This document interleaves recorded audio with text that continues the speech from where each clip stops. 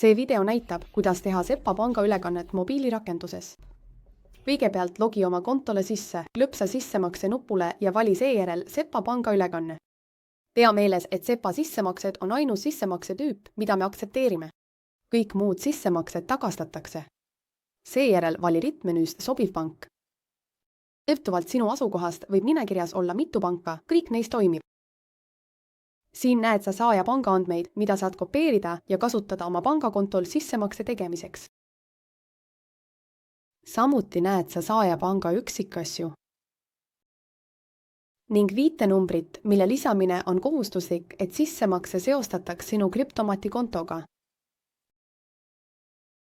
Palun pea meeles, et kõikidel SEPA ülekannetel on 1 eurone sissemakse tasu.